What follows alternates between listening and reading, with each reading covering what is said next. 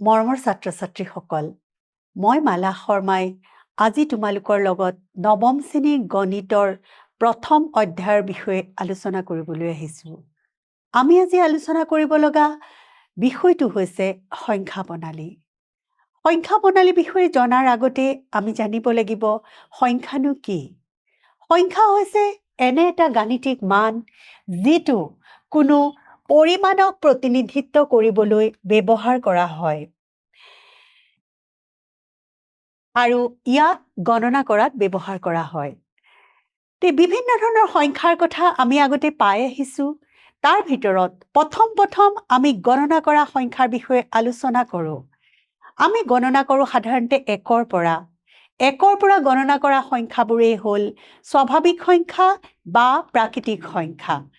স্বাভাৱিক সংখ্যা বা নেচাৰেল নাম্বাৰ, আৰু ইয়াক আমি সূচাওঁ এনেৰে, আৰু স্বাভাৱিক সংখ্যাবিলাক আৰম্ভ হয় একৰ পৰা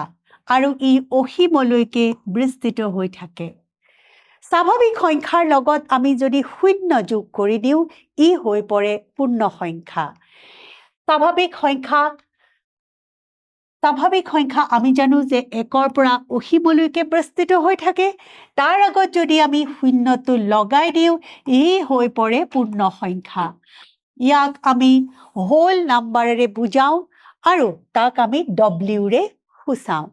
আমাৰ মনত প্ৰশ্ন হ'ব পাৰে যে সকলোতকৈ সৰু স্বাভাৱিক সংখ্যাটো কি? সকলোতকৈ সৰু স্বাভাৱিক সংখ্যাটো হ'ব 1 আৰু সকলোতকৈ সৰু পূৰ্ণ সংখ্যাটো হ'ব 0, আৰু সকলোতকৈ ডাঙৰ স্বাভাৱিক আৰু পূৰ্ণ সংখ্যা অসীমলৈকে বিস্তৃত হৈ থাকে, আমি তাৰ সীমা নাপাওঁ। এইবাৰ আমি আহোঁ আন এটা সংখ্যালৈ, অখণ্ড সংখ্যা। আমি জানো যে সংখ্যা ৰেখাডালৰ মাজত সদায় শূন্য থাকে। তাৰ সোঁফালে আমাৰ ধনাত্মক সংখ্যাবোৰ থাকে, বাওঁফালে ঋণাত্মক সংখ্যাবোৰ থাকে। এই সকলো ঋণাত্মক, শূন্য আৰু ধনাত্মক সকলোকে একেলগে আমি কওঁ অখণ্ড সংখ্যা। অখণ্ড সংখ্যা বা ইন্টিজাৰ, এই শব্দটো জেহলেন শব্দৰ পৰা আহিছে কাৰণে আমি অখণ্ড সংখ্যাক জেডেৰে সূচাওঁ। গতিকে অখণ্ড সংখ্যাৰ সংহতিটো আমি দেখিছোঁ, তাত শূন্যও থাকে, +-1, +-2, +-3, +-4, এনেদৰে ই অসীমলৈ বিস্তৃত হৈ থাকে। আমি এটা কথা মনত ৰাখিব লাগিব যে অখণ্ড সংখ্যাৰ ক্ষেত্ৰত সংখ্যা ৰেখাৰ সোঁহাতৰ সংখ্যাটো সদায় বাওঁহাতৰ সংখ্যাতকৈ ডাঙৰ হয়। গতিকে আমি ক'ব পাৰোঁ যে শূন্যটো সকলো ঋণাত্মক সংখ্যাতকৈ ডাঙৰ আৰু সকলো ধনাত্মক সংখ্যা শূন্যতকৈ ডাঙৰ। এতিয়ালৈকে আমি পালোঁ স্বাভাৱিক সংখ্যা, পূৰ্ণ সংখ্যা আৰু অখণ্ড সংখ্যা। স্বাভাৱিক সংখ্যাবিলাক একৰ পৰা আৰম্ভ হৈ অসীমলৈকে থাকে, পূৰ্ণ সংখ্যাবিলাক শূন্যৰ পৰা আৰম্ভ কৰি অসীমলৈকে থাকে, আৰু অখণ্ড সংখ্যাবিলাক ঋণাত্মক, শূন্য আৰু ধনাত্মক এই তিনিওটা মিলি পেলাই হয়। এইবাৰ আহোঁ আমি আন এক ধৰণৰ সংখ্যাৰ বিষয়ে। ই হৈছে পৰিমেয় সংখ্যা, যিবোৰ সংখ্যাক আমি P/Q আৰ্হিত প্ৰকাশ কৰিব পাৰোঁ, P/Q ৰূপত লিখিব পাৰোঁ। আৰু তাত এটা কথা মনত ৰাখিব লাগিব, PQ হ'ব লাগিব অখণ্ড সংখ্যা আৰু Q 0 হ'ব নোৱাৰিব। অৰ্থাৎ P/Q আমি ৰূপত লিখিব লাগিব আৰু Q 0 হ'ব নোৱাৰিব। অৰ্থাৎ পৰিমেয় সংখ্যাক আমি দুটা অখণ্ড সংখ্যাৰ অনুপাত ৰূপে প্ৰকাশ কৰিব পাৰোঁ। এতিয়া কোনবোৰ সংখ্যানো পৰিমেয় সংখ্যা হয় আমি চাওঁ আহা। প্ৰতিটো অখণ্ড সংখ্যাই পৰিমেয় সংখ্যা হ'ব। কেনেদৰে আমি চাওঁ, আমি দেখিছোঁ 2, 3,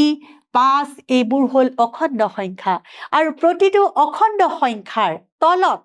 হৰটো 1। সদায় ইয়াৰ তলত হৰ থাকে। গতিকে আমি দেখিলোঁ ই এটা P/Q আৰ্হিৰ ৰূপ, আৰু ইয়াত সদায় Q ≠ 0। গতিকে আমি ক'ব পাৰোঁ যে প্ৰতিটো অখণ্ড সংখ্যাই পৰিমেয় সংখ্যা হ'ব।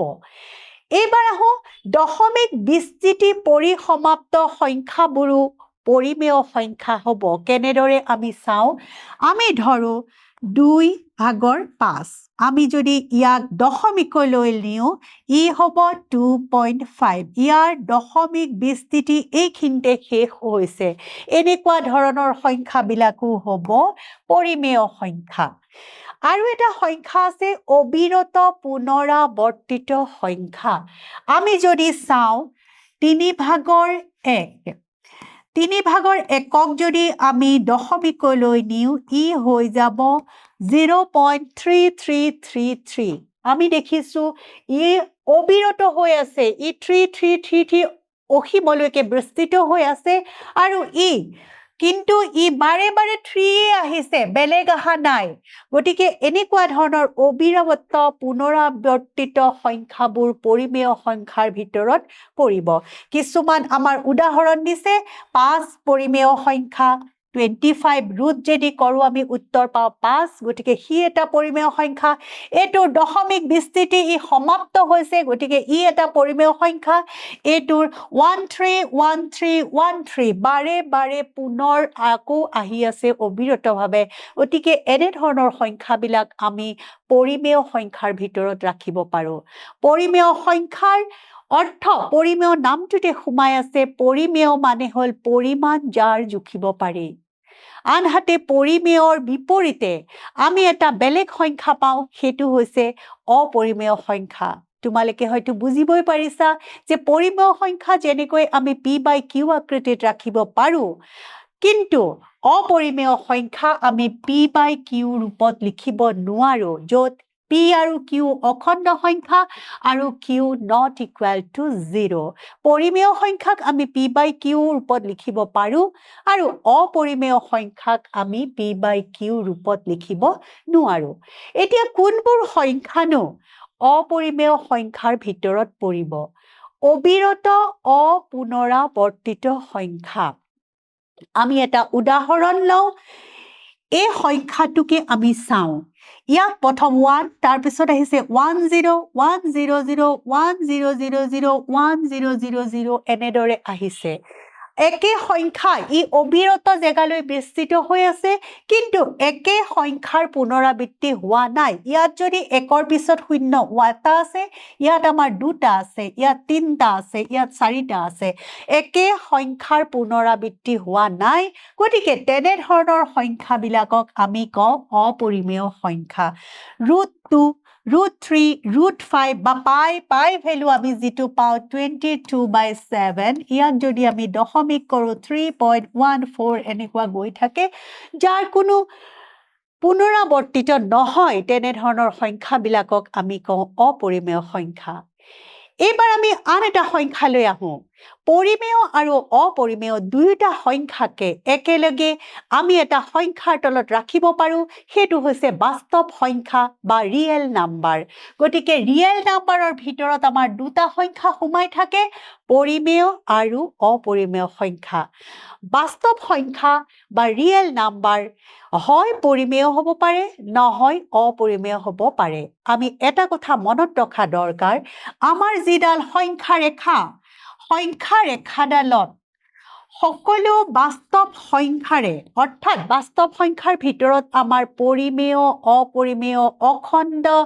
স্বাভাৱিক সংখ্যা পূৰ্ণ সংখ্যা সকলো সোমাই আছে আৰু সকলো সংখ্যাৰে এই বাস্তৱ সংখ্যাডালত এটা নিৰ্দিষ্ট মান আছে সকলোৰে বাবে এটা মান নিৰ্দিষ্ট কৰি থোৱা আছে আৰু সেইকাৰণে আমি এই সংখ্যা ৰেখাডালক আমি কওঁ বাস্তৱ সংখ্যা ৰেখা এইবাৰ আমি এই কথাখিনি এটা চিত্ৰৰ সহায়ত ভালদৰে বুজিয়া যাওঁ আহা আমি পাইছোঁ যে প্ৰথম পালেও এই গোটেই ডাঙৰটো হ'ল বাস্তৱ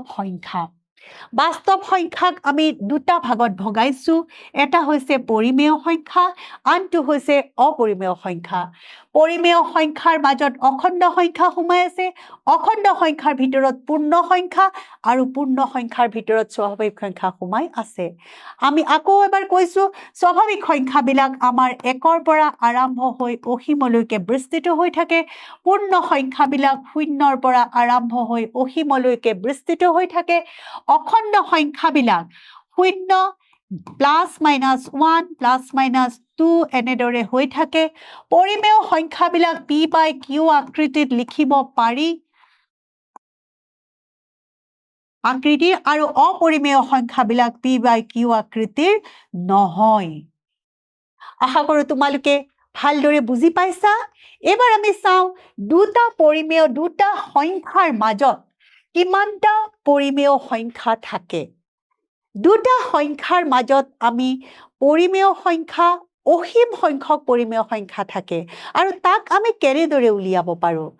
আমাৰ প্ৰথম আমি চাওঁ ধৰো আমি 3 আৰু 4ৰ মাজত আমি কিমানটা পৰিমেয় সংখ্যা আছে উলিয়াব লাগে আমাৰ এটাই কাম যে তাৰ দুইটা সংখ্যাৰে আমি হৰকিটা সমান হৰ বিশিষ্ট সংখ্যালৈ আমি পৰিৱৰ্তন কৰিব লাগিব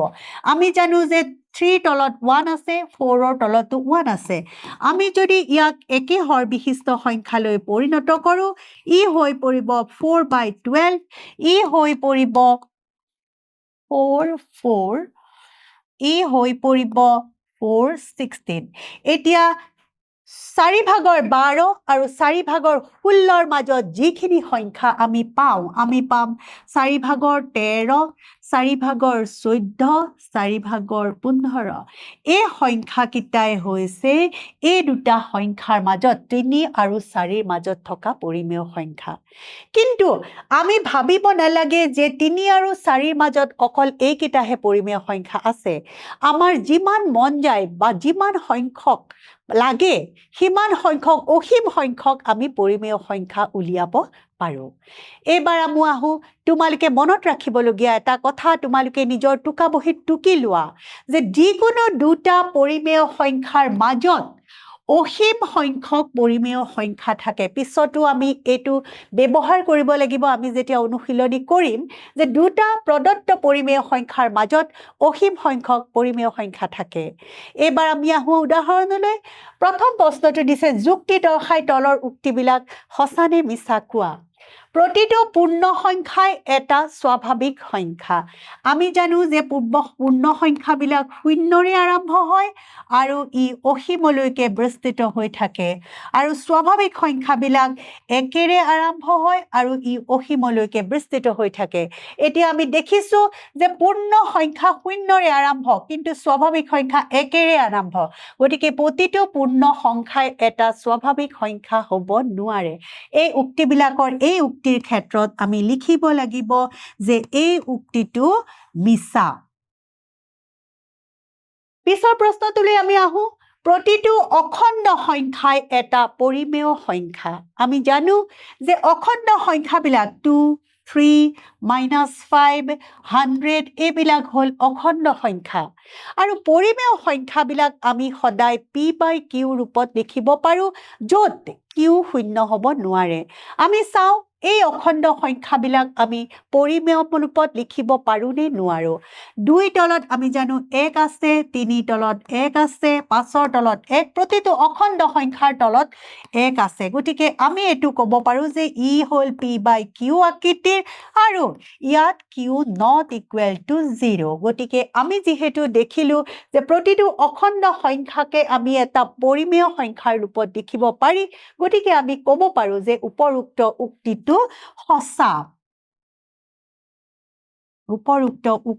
সঁচা এবাৰ আহো আন এটা প্ৰশ্নলৈ প্ৰতিটো পৰিমেয় সংখ্যাই এটা অখণ্ড সংখ্যা আমি জানো যে অখণ্ড সংখ্যাবিলাক অকল শূন্য আৰু নিগেটিভ আৰু পজিটিভ ঋণাত্মক আৰু ধনাত্মক সংখ্যা মিলি অখণ্ড সংখ্যাবিলাক হৈছে আনহাতে পৰিমেয় সংখ্যাবিলাক p/q অৰ্থাৎ তাত দশমিক সংখ্যাও সোমাই আছে 0.36 বা 2/3 এনেকুৱা ধৰণৰ সংখ্যাবিলাকো পৰিমেয় কিন্তু অখণ্ড সংখ্যাবিলাক হ'ল গোটা সংখ্যা ই ভাগ দশমিক বা ভগ্নাংশ হ'ব নোৱাৰে গতিকে প্ৰতিটো পৰিমেয় সংখ্যাই এটা অখণ্ড সংখ্যা হ'ব নোৱাৰে গতিকে এই ক্ষেত্ৰত আমি কম যে ওপৰৰ উক্তিটো হৈছে মিছা এবাৰ আহো পিছৰ প্ৰশ্নলৈ 1 আৰু 2 মাজত থকা 5টা পৰিমেয় সংখ্যা আমি উলিয়াব লাগে আৰু ইয়াক আমি কমেও দুটা বিভিন্ন পদ্ধতিৰে সমাধান কৰিব লাগে আমি প্ৰথম পদ্ধতিলৈ যাওঁ 1 আৰু 2 মাজত থকা 5টা পৰিমেয় সংখ্যা যেহেতু আমি উলিয়াব লাগে 5টাৰ কাৰণে আমি 2টাৰে হৰক আমি 6 লৈ পৰিৱৰ্তিত কৰিব লাগিব আমি জানো যে 1ৰ তলত 1 আছে গতিকে ইয়াক আমি 6 লৈ যদি পৰিৱৰ্তিত কৰো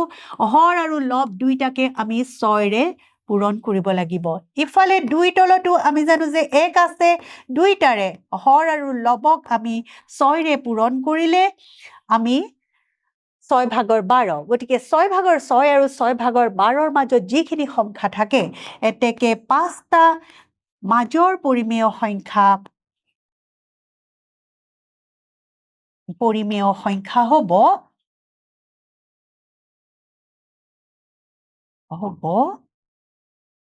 6 ভাগৰ 7 6 ভাগৰ 8 6 ভাগৰ 9 6 ভাগৰ 10 আৰু 6 ভাগৰ 11 1 2 3 4 5 গতিকে আমি 1 আৰু 2ৰ মাজৰ 5টা পৰিমেয় সংখ্যা পাই গলো এইটো এনেধৰণে কৰাৰ আৰু এটা পদ্ধতি আছে আহাচোন আমি সেই পদ্ধতিটো চাওঁ আমি ধৰি লৈছো এইটো 1 আৰু এইটো হ'ল 2 এতিয়া ইয়াৰ 1 আৰু 2ৰ মাজত থকা সংখ্যাবিলাক আমি উলিয়াব লাগে প্ৰথম আমি 1 আৰু 2ৰ মাজত থকা এটা সংখ্যা উলাই লওঁ 1 আৰু 2ক আমি যোগ কৰি 2 ৰে যদি হৰণ কৰো 1.5 মাজত হ'ব এবাৰ আমি 1 আৰু 1.5ৰ মাজৰ সংখ্যা উলিয়াম 1 plus 1.5 divided by 2 to 1.25 এই দুটাৰ মাজত হ'ব একেদৰে আমি 1.5 আৰু 2ৰ মাজৰো আমি সংখ্যা উলিয়াব পাৰো 1.5 plus 2 divided by 2 অৰ্থাৎ 3.5 divided by 2 1.75 আকৌ আমি এনেদৰে আমি ইয়াৰ দুটাৰ মাজৰো সংখ্যা উলাব পাৰি এই দুটা যোগ কৰি হৰণ কৰিলে এই দুটাৰ মাজত আমি সংখ্যাবিলাক এনেদৰে উলাই গৈ থাকিব পাৰো আৰু আমাক যিমান সংখ্যক পৰিমেয় সংখ্যা লাগে আমি সিমান সংখ্যকে পৰিমেয় সংখ্যা এই নিয়মৰে আমি উলিয়াব পাৰো এবাৰ আহো আমি পিছৰ প্ৰশ্নটোলৈ অনুশীলনী 1.1 প্ৰথম প্ৰশ্নটো দিছে শূন্যটো পৰিমেয় সংখ্যা হয়নে শূন্যটো পৰিমেয় সংখ্যা হয় ইয়াক p by q আৰ্হিত প্ৰকাশ কৰিব পাৰিনে হয় শূন্যক আমি p by q আকৃতিত প্ৰকাশ কৰিব পাৰো শূন্যৰ তলত আমি যিয়ে লিখো ইয়াক আমি দেখিলো যে ই p by q আকৃতিত প্ৰকাশ কৰিব পাৰিছো আৰু q not equal to 0 আৰু p by q শূন্যটো এটা অখণ্ড সংখ্যা আৰু 5টো এটা অখণ্ড সংখ্যা গতিকে যিহেতু শূন্যক আমি p by q আৰ্হিত প্ৰকাশ কৰিব পাৰিছো আৰু দুইটা p আৰু q দুইটা অখণ্ড সংখ্যা আৰু q not equal to 0 গতিকে আমি ক'ব পাৰো যে শূন্যটো পৰিমেয় সংখ্যা হয় আৰু ইয়াক p by q আৰ্হিত প্ৰকাশ কৰিব পাৰি এবাৰ আমি পিছৰ প্ৰশ্নটোলৈ 3 আৰু 4ৰ মাজত থকা 6টা পৰিমেয় সংখ্যা উলিয়াব লাগে যেহেতু আমি আগতে কৈ আহিছো 6টা পৰিমেয় সংখ্যা লাগে 6 plus 1 equal to 7 আমি হৰ হিচাপে প্ৰকাশ কৰিব লাগিব 3ৰ আমি জানো যে 1 আছে তাক যদি আমি 7ৰে পূৰণ কৰো তেতিয়া ই হৈ পৰিব 27 ইফালে আমি 4ৰ তলতো 1 আছে 1ক দুইফালে হৰ আৰু লবক যদি আমি 7ৰে পূৰণ কৰো ই হৈ পৰিব 28 তে মাজৰ 6টা পৰিমেয় সংখ্যা হৈ পৰিব পৰিমেয় সংখ্যা হ'ব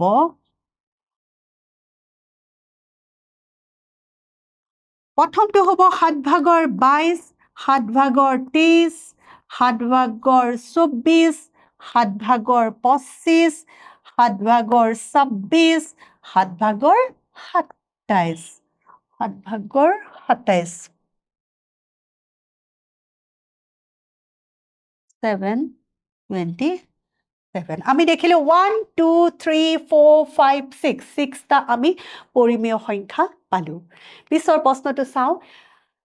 5 ভাগৰ 3 আৰু 5 ভাগৰ 4ৰ মাজত থকা 5টা পৰিমেয় সংখ্যা আমাক উলিয়াবলৈ দিছে যেহেতু 5 plus 1 6 এৰে আমি হৰ আৰু লবক পূৰণ কৰিব লাগিব প্ৰথম চাওঁ 5/3 পূৰণ 6 সমান 30 আৰু 18 ইফালে 5/4 পূৰণ 6 সমান 30 আৰু 24 এতেকে পাঁচটা মাজৰ পাঁচটা পৰিমেয় সংখ্যা হৈছে মাজৰ পাঁচটা পৰিমেয় সংখ্যা হ'ব 30/19 30/20 30/21 30/22 30/23 1 2 3 4 5 পাঁচটা পৰিমেয় সংখ্যা আমি পাই গলো এবাৰ আমি আহো পিছৰ প্ৰশ্নটোলৈ তলৰ উক্তিসমূহ সঁচা নে মিছা লিখা আৰু উক্তিসমূহৰ সমৰ্থনত যুক্তি আগবঢ়াব লাগে প্ৰতিটো স্বাভাৱিক সংখ্যাই এটা পূৰ্ণ সংখ্যা আমি জানো যে স্বাভাৱিক সংখ্যাবিলাক 1ৰ পৰা আৰম্ভ হৈ অসীমলৈ বিস্তৃত হৈ থাকে আৰু পূৰ্ণ সংখ্যাবিলাক 0ৰ পৰা আৰম্ভ হৈ অসীমলৈকে বিস্তৃত হৈ থাকে গতিকে আমি দেখিছো যে পূৰ্ণ সংখ্যাৰ সংহতিটোৰ ভিতৰত স্বাভাৱিক সংখ্যাবিলাক সোমাই আছে গতিকে আমি ক'ব পাৰো যে প্ৰতিটো স্বাভাৱিক সংখ্যাই এটা পূৰ্ণ সংখ্যা গতিকে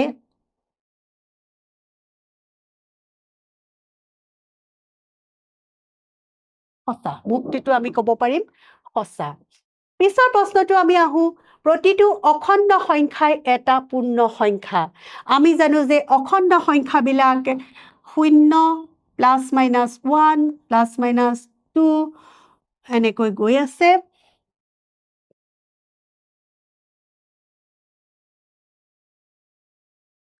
আৰু অপূৰ্ণ সংখ্যাবিলাক 0ৰ পৰা আৰম্ভ হয় আৰু অকল পজিটিভ নাম্বাৰবিলাকহে থাকে গতিকে আমি ক'ব পাৰো যে প্ৰতিটো অখণ্ড সংখ্যা পূৰ্ণ সংখ্যা নহয় ইয়াত আমি ক'ব পাৰিম যে মিছা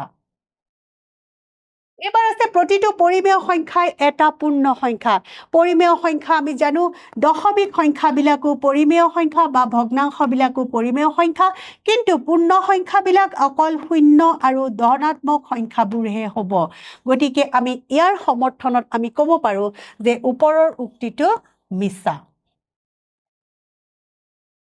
এবাৰ আমি আহো মূল্যায়নলৈ 1 নম্বৰ দিয়া আছে আমাৰ 2/1 হৰণ 5/3 আমি চাই লওঁ মান উলিয়াও হৰণৰ ঠাইত যদি আমি পূৰণ দিওঁ ই উলটি যাব গতিকে আমাৰ হৈ যাব 6/5 আৰু ইয়াত আমি দেখিছো যে ডিটো আমাৰ ইয়াৰ কাৰণে শুদ্ধ উত্তৰ তৃতীয়তে চাওঁ 3 আৰু 4ৰ মাজত তিনিটা পৰিমেয় সংখ্যা আমি উলিয়াব লাগে যিহেতু তিনিটা পৰিমেয় সংখ্যা উলিয়াবলৈ দিছে আমি হৰক 4 কৰিব 4ৰে পূৰণ কৰিব লাগিব into 4 সমান 4 12 4 আৰু ওপৰত থাকিল 16 আমি দেখিছো 4/12 আৰু 4/16ৰ মাজত তিনিটা পৰিমেয় সংখ্যা হ'ব